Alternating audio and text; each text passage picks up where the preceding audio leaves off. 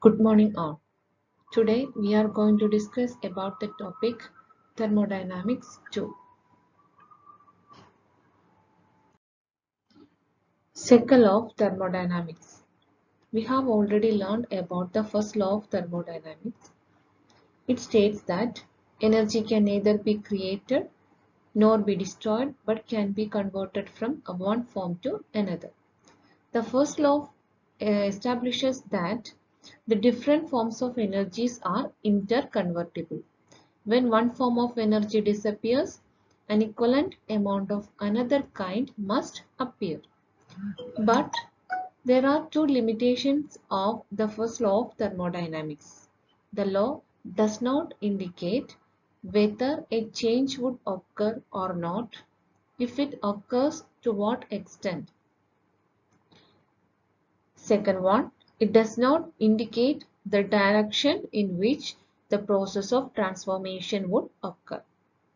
So we need a second law to explain these two factors, and the second law of thermodynamics help us to determine the direction to which energy can be transformed, to predict whether a given process or chemical reaction can occur spontaneously, that is of its own accord, and it also helps us to know the equilibrium conditions.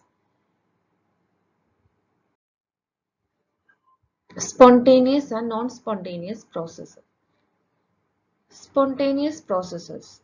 Processes which take place of their own without the help of any external agency are known as spontaneous processes. All natural processes are spontaneous and irreversible. Example, water falls downhill spontaneously without an external aid. So, it is a spontaneous process. Then heat flows from hot body to a cold body without an external source. So, this is also a spontaneous process. Then process which once initiated and then proceed by themselves are also regarded as spontaneous processes. Example, burning of fuels. For burning of fuels, we must initiate first, then it will continue. So, this is also included in the spontaneous processes. Then what are called non-spontaneous processes?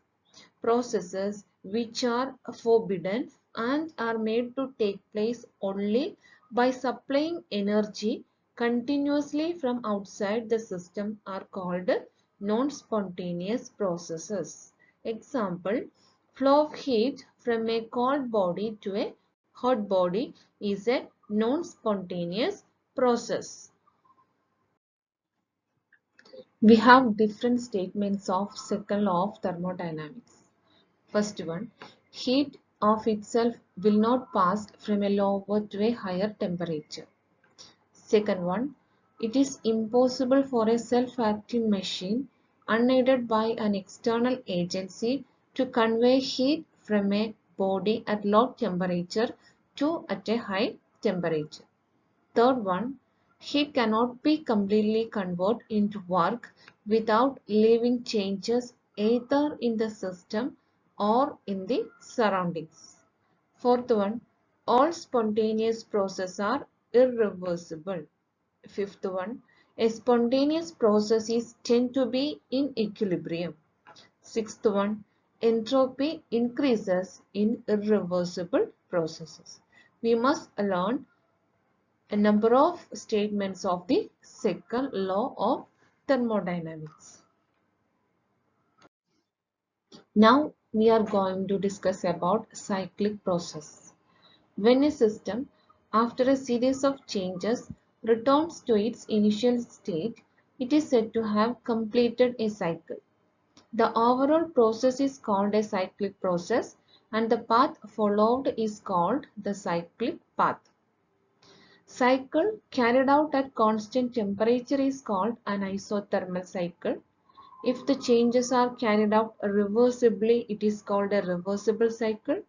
If there is no heat exchange, it is called an adiabatic cycle. The most well-known cyclic process is the Carnot cycle.